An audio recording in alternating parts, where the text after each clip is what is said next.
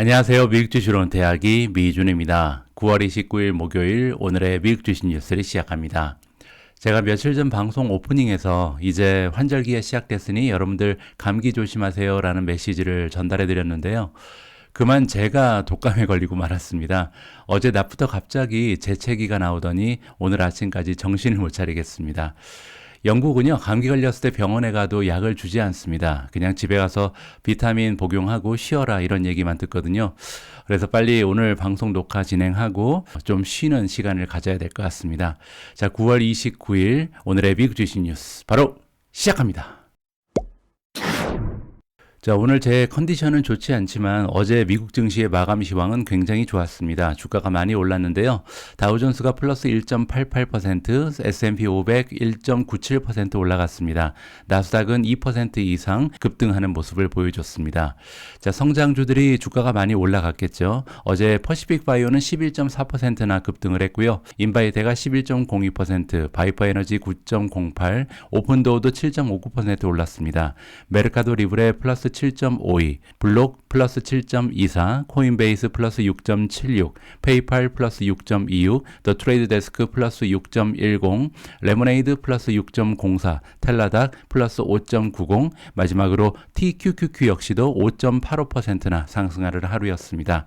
자, 메가테크 기업들의 변동 사항도 보면요. 어제 대부분의 메가테크 기업들 많이 올랐습니다.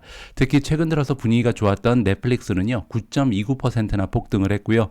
메타 플랫폼즈 5.36%, 아마존 플러스 3.16, 구글 플러스 2.70, 엔비디아 플러스 2.60, 마이크로소프트 플러스 1.97, 테슬라 1.72% 기록했습니다. 어제 유일하게 떨어진 종목이 있었는데요. 바로 애플입니다. 애플이 1.27% 떨어지면서 마감했는데요. 이 부분은 우리가 기사를 통해서 살펴볼 수 있도록 하겠습니다. 어제 미국 증시가 갑자기 폭등을 한 이유는요, 바로 지금 보여드리는 차트 때문입니다. 자, 이 차트는 미국의 10년 국채 금리를 보고 계신데, 어제 미국의 10년 국채 금리가요, 4%를 잠깐 찍고 나서 폭락을 해버렸습니다. 3.7 수준까지 떨어졌거든요. 뭐 지금은 잠깐 올라가면서 3.8까지 회복을 한 상태인데요. 자, 지금 그래프에서 보실 수 있는 것처럼 단기간에 엄청나게 많이 국채 금리가 하락을 하면서 주식시장의 반등을 도모했다. 이렇게 보시면 될 것 같습니다.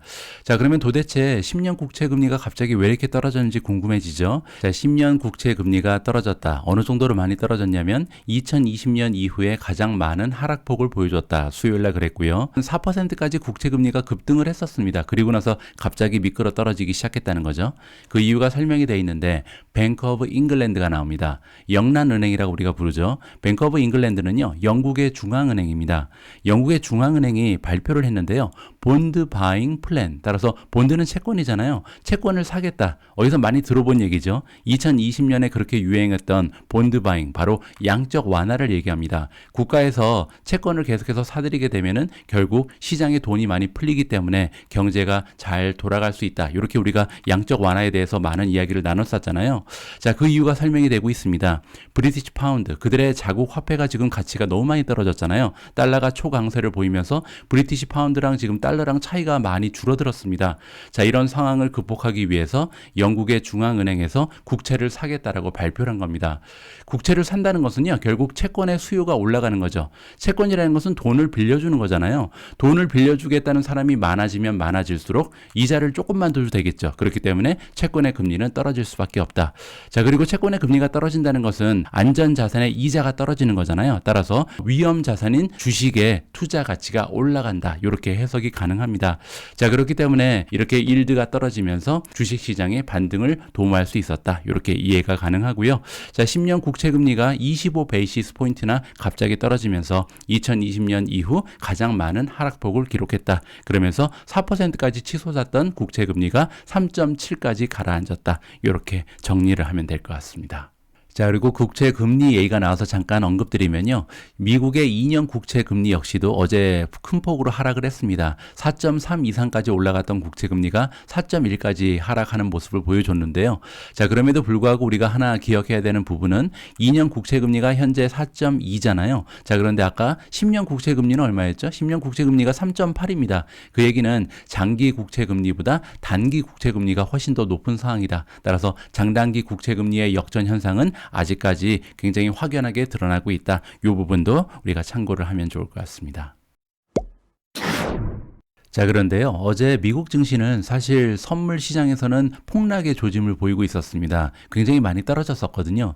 그러다 갑자기 국채 금리가 떨어지면서 영란은행 덕분에 미국 증시가 구원을 받았다. 이렇게 정리가 가능한데요.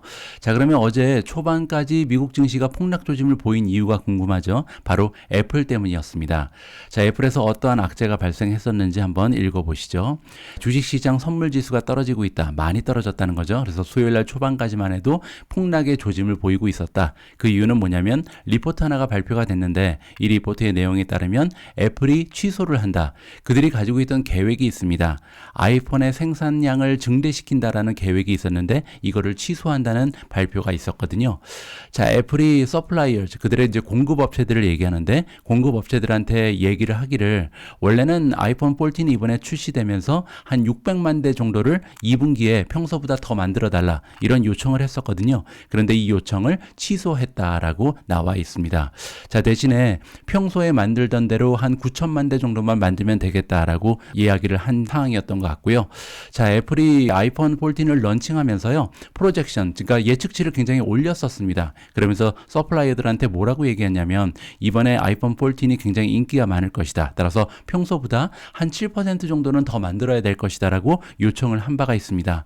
자, 그런데 생각보다 기대했던 수요가 나타나지 않았던 거죠. 그래서 애플이 이렇게 좋은 전망을 하다가 갑자기 주춤하는 모습을 보이면서 주식시장에서 가장 커다란 시가총액을 자랑하는 애플한테 악재가 생긴 거죠. 그렇기 때문에 주식시장이 쇼크를 받고 떨어질 뻔했는데 갑자기 영국의 중앙은행에서 양적 완화를 한다는 발표를 하면서 미국 증시가 상승폭을 보였다. 이렇게 정리가 가능할 것 같습니다.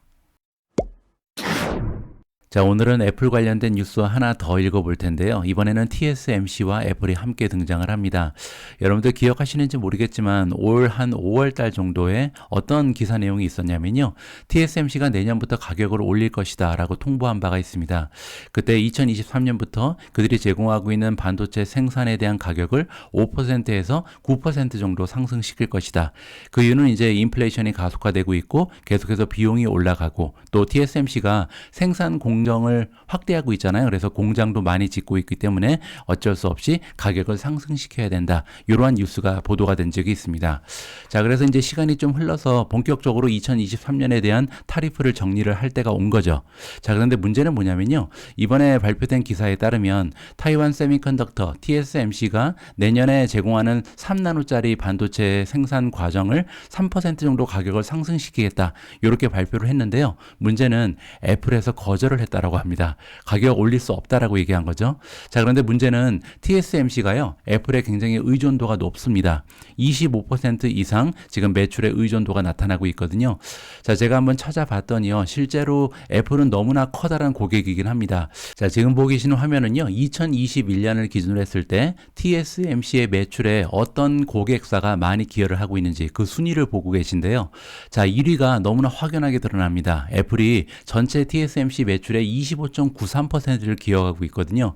자, 2위는 메디아텍인데 5.8%에 불과합니다. 3위는 AMD 4.93%, 퀄컴이 3.9%로 4위를 차지하고 있고요. 다섯 번째로 커다란 고객사는 브로드컴 3.77, 여섯 번째 엔비디아 2.83%, 소니 2.54, 마벨 테크놀로지 1.39, STM이 1.38%를 기여하고 있습니다.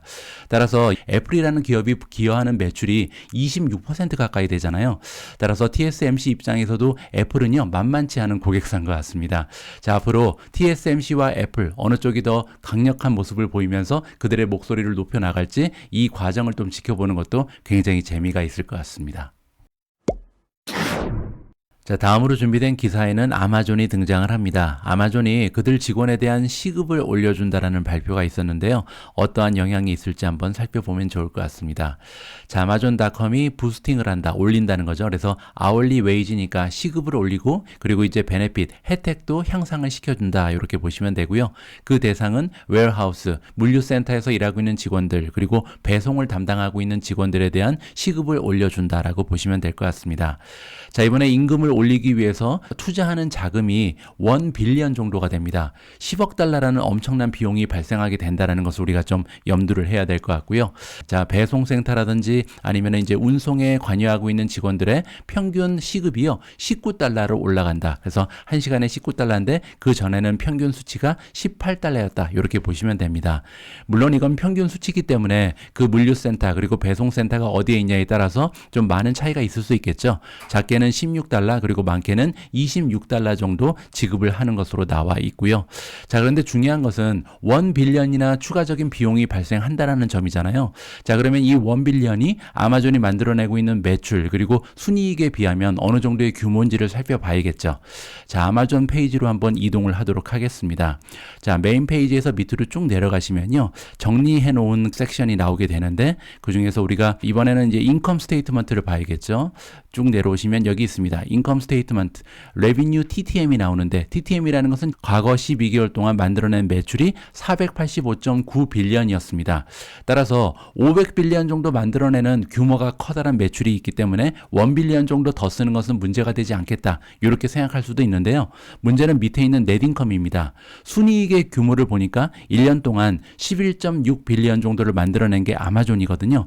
그런데 만약에 임금 상승으로 인해서 1 빌리언 정도의 추가적인 비용이 발생한다면 순이익이 한 9%, 8% 정도 줄어들 가능성이 있는 거잖아요. 따라서 이번 그 임금 상승은 그렇게까지 좋은 뉴스는 아니다라고 우리가 생각을 해야 될 것 같습니다. 물론 장기적인 관점을 봐서는 이 아마존의 경쟁력이 강화되고 있다. 다른 데서 일하고 싶지 않을 거 아니에요. 아마존이 이렇게까지 급여를 올려주면 지금 미국에서는 사람 구하기가 굉장히 어려운 상황인데 인력이 아마존으로 몰려들 가능성도 있습니다. 따라서 기업의 경쟁력을 생각할 때는 적절한 조치일 수도 있다. 하지만 단기적인 관점으로 봤을 때는 기업의 순이익이 많은 폭으로 떨어질 가능성이 있는 그런 조치라고 정리를 하면 좋을 것 같습니다. 사실 어제는 아마존에 있어서 굉장히 특별한 날이었습니다. 여러 가지 새로운 신제품, 하드웨어죠. 그리고 업데이트를 출시를 했거든요. 자, 그 주요 사항을 조금 살펴보면요. 자, 어제 새롭게 출시된 제품 업데이트의 리스트입니다. 자, 이 중에서 좀 관심이 가는 부분은 새로운 스마트 TV, 파이어 TV 옴니가 출시가 됐다라고 나와 있고요. 가격은 800달러 정도가 되는 것 같습니다. 자, 그리고 알렉사가 장착된 리모트 컨트롤입니다. 로크랑 비슷한 기능을 하는 건데 로크에 비해서 이제 인공지능이 들어가 있으니까 한 단계 차원이 높은 이러한 하드웨어라고 보시면 되겠죠. 자, 그리고 아마존이 이렇게 새롭게 뉴 파이어 TV 큐브를 출시했다. 자, TV 큐브는 뭐냐면요, 이거를 통해서 이제 스트리밍 서비스를 즐길 수가 있는데 스마트 스피커의 역할도 같이 한다. 이렇게 보시면 됩니다. 자, 밑에 나와 있는 것은 에코쇼 15인데요. 이제 벽에 거는 대형 스크린이죠. 스마트 스크린인데 여기를 통해서 이제 파이어 TV가 올해 말부터는 무료로 제공된다라는 업데이트 소식이 있었습니다. 자, 다음 보고 계시는 장비는 이제 링이죠. 링이 제공하고 있는 스포트라이트 카메라고요. 자, 밑으로 가시면 자, 귀여운 모습의 아스트로 로봇이 나옵니다. 뭐 새로운 기능을 이와 가지 추가했다라고 나와 있고요. 아직까지는 이제 뭐 여러 가지 일을 해낼 수는 없는 그냥 좀 귀여운 모습의 로봇이라고 보시면 될 것 같고요. 자, 아마존이 이번에 쇼핑 기능을 에코에다가 좀 향상시켰다. 그래서 많은 이커머스 쇼핑이 앞으로 에코 장비를 통해서 이루어질 가능성이 있다라고 볼 수가 있고요. 자, 지금 보고 계신 부분은 이제 에코 도시죠. 가장 많이 알렉사를 사용하시는 분들이 이용하는 그런 장비라고 보시면 되고요. 저도 우리 집에 2개를 가지고 있습니다. 신제품이 이번에 소개가 됐다라고 보시면 되고, 이건 이제 할로라고 부르는 건데요. 역시 알렉사가 장착이 되어 있습니다. 이제 잠잘 때 얼마나 잠을 푹 자나, 숙면 상태는 몇 시간 동안 돼 있었고 뭐 이런 거를 체크해주는 이런 장비라고 보시면 됩니다. 자, 그리고 이번에 발표된 신제품 중에 가장 좀 눈길을 끄는 부분은 킨들입니다. 이번에 킨들 스크라이브라는 새로운 신제품을 출시를 했는데요. 기존의 킨들과는 사뭇 다른 점이 많이 보였었거든요.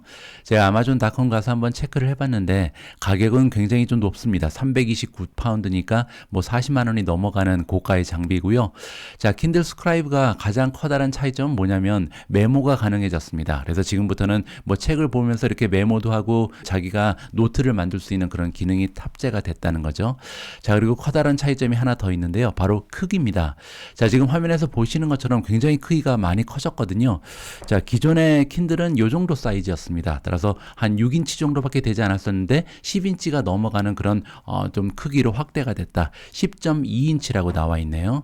자, 그래서 이번에 킨들이 발표가 되면서 많은 투자자들의 관심이 고조되고 있다. 이렇게 볼 수가 있고요.